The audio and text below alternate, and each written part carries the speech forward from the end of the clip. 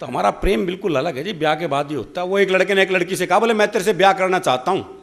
तो लड़की बोली, ये पुराना तरीका है, किसी नए ढंग से प्रपोज कर। तो लड़का बोला, ऐसा है तू मेरे छोरे से अपनी चिता में आग लगवाना पसंद करेगी? हरियाणा में तो ये संभव नहीं है। हमारे यहाँ तो प्रेम ब्याह के बाद होता है ना जी। भाई ब्याह से पहले प्यार कर ले तो हम तो पेड़ पे ही लटके मिलते हैं। हरियाणा में प्रेम सबसे मुश्किल काम है। जिसने किया ब्याह के बाद ही किया, चाहे गोपाल कांडा हो चाहे चंद्रमोहन हो।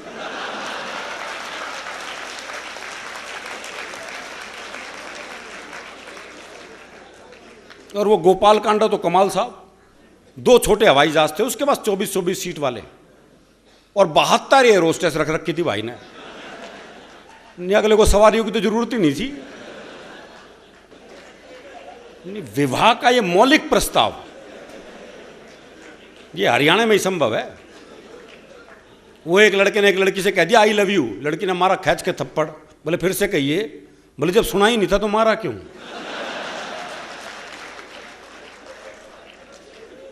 तो हमारे प्रेम की स्थिति बिल्कुल अलग है जी। वो मेरा एक दोस्त मिला जी, दोनों होठ बुरी तरह से जले हुए उसके। मैंने कहा यार होठ कैसे जल गए? बोले पत्नी मायके जा रही थी, स्टेशन छोड़ने गया था, खुशी के मारे इंजन चूम लिया।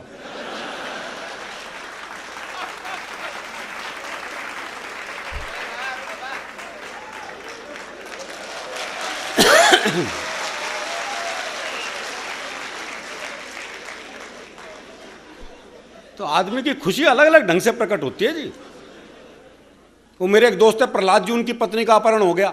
तो अपहरणकर्ता ने पत्नी की एक उंगली काट के साथ में चिट्ठी भेज दी। बोले 50 लाख रुपए भिजवा दो वरना डैश डैश डैश। मेरे मित्र ने वापस चिट्ठी लिखी, बोले उंगली किसी की भी हो सकती है, मुंडी भेज मुंडी।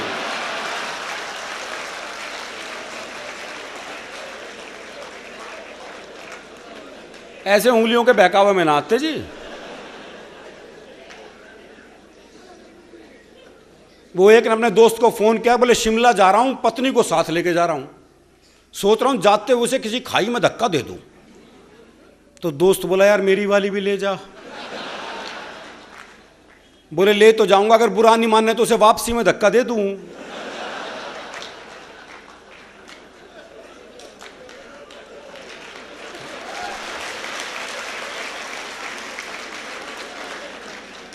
हमें पता है जी हमारे प्रेम की क्या स्थिति है जी।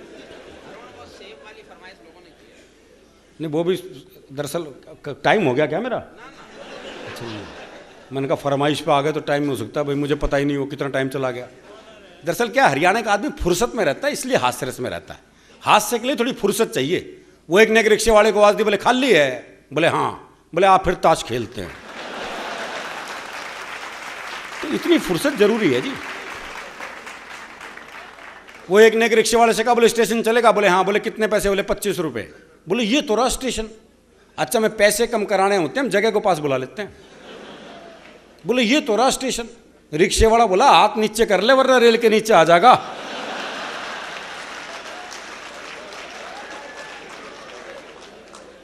तो ये आनंद जीवन में बहुत जरूरी है जी। और प्रेम की जहां तक बात है तो हमारे यहां प्रेम जो है मनुष्यों का क्या पशु पक्षियों तक का ऐसा है। वो मेरा एक दोस्त है जी, उसने तोती पाली। दुनिया तोता पालती हूँ, तोती पाली। 3 दिन के लिए से कहीं बाहर जाना था। बोले यार क्या करूं, कौन दाना पानी देगा, बड़ा चिंतित हूं। मैंने कहा मेरे घर छोड़ जा, 2 तोते हैं, उन्हें दाना पानी देता हूं, इसे भी दे दूंगा। बोला भाई तेरे 2 तोतों के बीच अपनी तोती छोड़ दूं ना। मैंने कहा नहीं यार मेरे तोते बड़े धार्मिक हैं, तो खुद देख ले आके। अच्छा उसने देखा बाकायदा एक गीता के श्लोक पढ़ रहा, एक कुरान की आयतें पढ़ रहा। बोले बड़े धार्मिक है, कोई खतरा नहीं है। उसने तोती छोड़ दी। जैसी तोती पिंजरे में गई तो एक तोते ने दूसरे को कोहनी मारी। अरे बोले पूजा पाठ बंद कर, दुआ कबूल हो गई।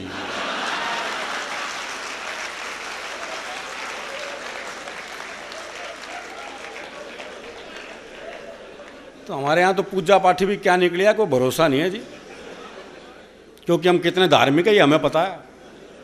जब हम मंदिर जाते हैं जूते ऐसी जगह उतारते हैं जहां से भगवान भी दिखते रहे और जूते भी। बल्कि जूतों का दिखना ज्यादा जरूरी है। हाँ भगवान तो कल भी वहीं मिलेगा। तो हमारा धार्मिक मामला ही बिल्कुल अलग है। वो एक हरियाणा का बूढ़ा मरने हो रहा था, तो एक ने कहा मरण न हो रहा, अब तो राम का नाम ले ले। अरे बोले के नाम ले लूं, 15 मिनट बाद आमना सामना ही ना बोलेगा। तो ये जो मस्ती है साहब, ये अलग है। वो एक बार हरियाणा में बारिश नहीं हुई तो बोले क्या करे, तो एक चौधरी से कहा बोले तू तपस्या कर ले तो बारिश हो जाएगी। अब चौधरी ने भी कसूती तपस्या कर दी साहब, पूरा जोर लगा दिया। इंद्र देवता प्रसन्न हो गए, प्रसन्न होने ही थे भाई, चौधरी तपस्या कर रहा है, यही बहुत बड़ी बात है। बोले वर मांग है, बोले बारिश करा दे और क्या। अरे बोले बारिश तो हो ही जाएगी जब मैं आ गया हूं, तू तो वर मांग है। बोले खेत खलियान है, मौज मस्ती है। बोले मना कुछ नहीं चाहिए, वह बारिश करा दे।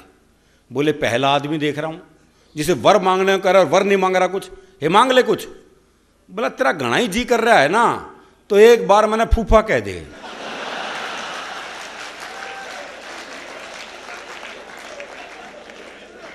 बताओ ऐसे का इंद्र भी क्या कर लेगा जी।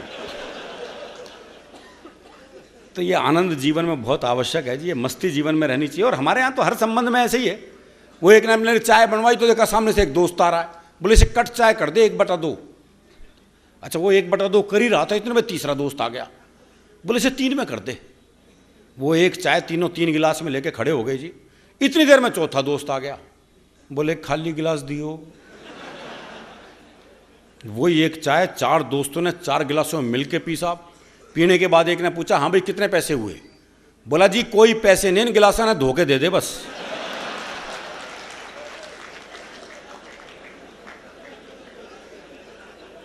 और ऐसा नहीं कि दुकानदारी ऐसे हो, ग्राहक भी ऐसे ही हैं। वो एक पहुंच गया हलवाई की दुकान पे, भाई ने भरपेट जलेबी खाई छिक के। जब पैसे देने का नंबर आया, भाई ने जेब झाड़ दी, बोले पैसे तो नहीं है। अब दुकानदार दुकान से बाहर निकला, 15-20 मिनट तबीयत से धुना पीटा उसे। जब खुद थक गया पीट पीट के, तो वापस दुकान में चला गया। अच्छा वो भी कपड़े झाड़ के खड़ा हो गया है। बोले अब क्यों खड़ा है, जा। बोले इसी भाव 1 किलो और दे दे।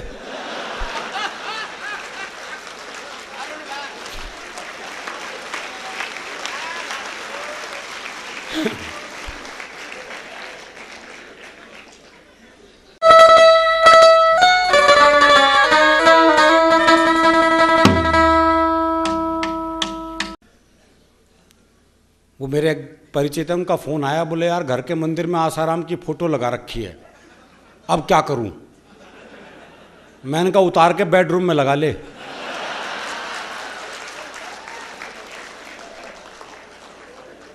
बोले वहां तो पहले से नारायण दत्त तिवारी की लगी हुई है।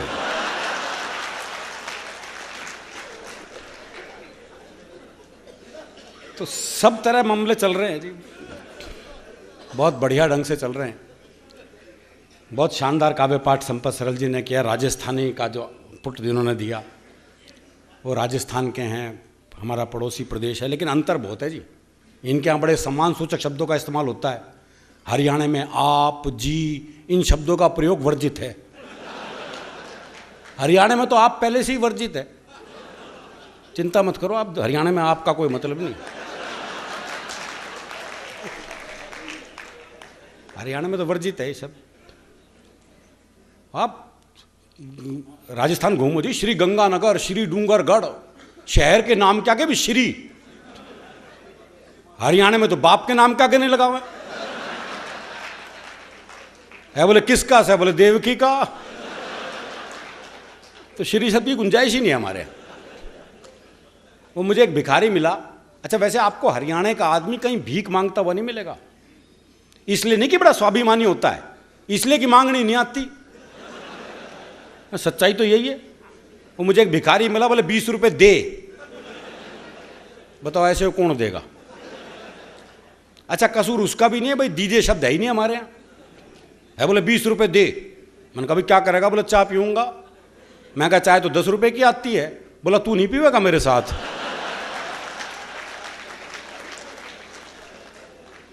तो ये दोनों प्रदेशों का अंतर है जी। इनके यहाँ चले जाओ कितनी मनुहार करते हैं साहब। रेस्टोरेंट में चले जाओ, वेटर तो कितनी मनुहार करते हैं कि आदमी धन्य हो जाए। ये तो खाया नहीं जी, ये नहीं लिया जी, ये नहीं लिया। हरियाणा में कौन करे, हमें तो ये मनुहार खुद ही करानी पड़ती है। वो एक दामाद पहुंच गए रात को 12 बजे, तो सासू से बोला भाई जो बना बस वही दे दे, कुछ बनाने की जरूरत नहीं।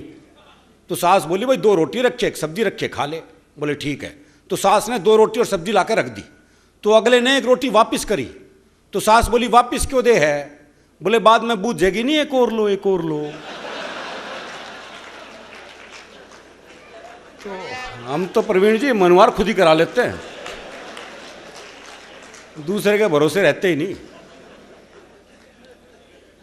सास दामाद के किस्से सुना रहे थे, वो एक सास ने दामाद का तिलक किया और 21 रुपये हाथ में रख दिए। बताओ आज के ज़माने में 21 रुपये कौन ले? है बोले सासू रहने दे, वो क्या बटेऊ ले ले। आधे घंटे तक यही बहस होती रही, वो क्या सासू रहने दे, वो क्या बटेऊ ले ले। इतनी देर में साली बोल पड़ी, हे जीजा ले लेना, 1 दर्जन केले ही तो लाया था।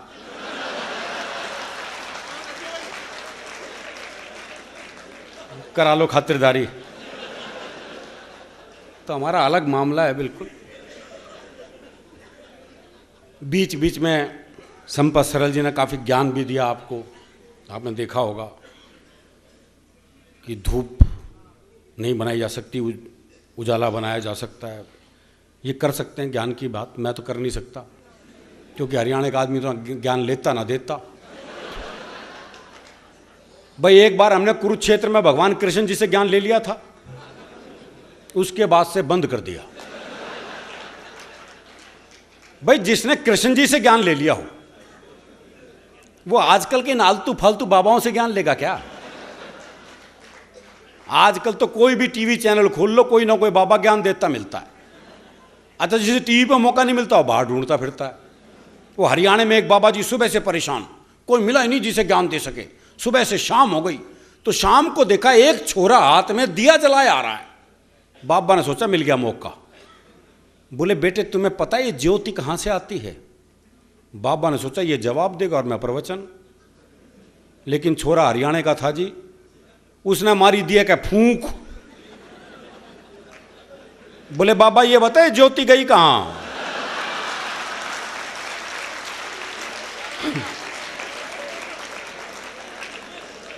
हमारा प्रवचन से क्या लेना देना जी। वो आजकल हर एक स्कूल में योग टीचर लग गए। वो दिल्ली में एक योग टीचर बच्चों को योग सिखा रहा था। बोले बच्चों सीधे लेट जाओ, बच्चे सीधे लेट गए। बोले अपने पैरों से साइकिल चलाओ, वो सारे साइकिल चलाने लगे। एक पढ़ा रहा अपने हरियाणा का मस्त है। बोले तू साइकिल क्यों नहीं चला रहा? बोला मेरी साइकिल ढलान पे है।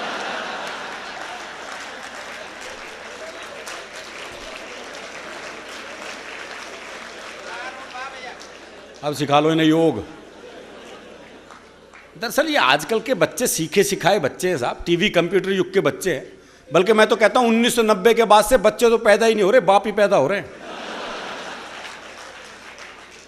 इनसे बहस कर ही नहीं सकते आप। वो क्लास में टीचर ने सवाल कर दिया, बोले जिसे सुनाई नहीं देता उसे क्या कहते हैं? तो एक बच्चा खड़ा होकर बोला जिसे सुनाई नहीं देता उसे तो कुछ भी कहो।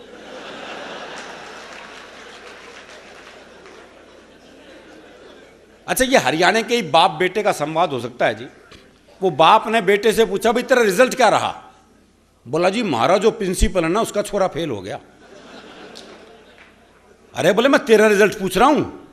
बोला जी गांव का सरपंच है ना उसका छोरा ही फेल हो गया। अरे बोले तेरा दिमाग खराब है, मैं तेरा रिजल्ट पूछ रहा हूं। अरे बोले वही तो बता रहा हूं, तू कौन सा प्रधानमंत्री लाग रहा है?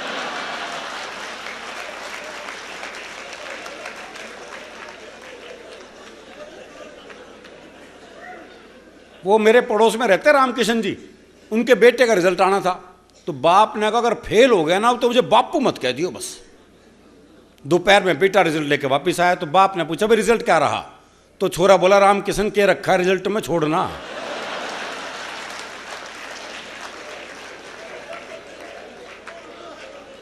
इन बच्चों का मुकाबला कर सकता है कोई? वो क्लास में टीचर ने सवाल कर दिया, बोले भारत में सबसे ज्यादा बर्फ कहां गिरती है? तो एक बाड़ा खड़ा होकर बोला जी शराब के गिलास में। कहां तक मुकाबला करोगे भाई इनका? बोले जी वो उड़ती तो आकाश में है, कौन है वो? और बच्चे पैदा करने धरती पे आती है। तो एक बाड़ा खड़ा हो गया, बोले जी एयर होस्टेस। इन बच्चों का कोई मुकाबला नहीं है जी, बच्चे लाजवाब हैं।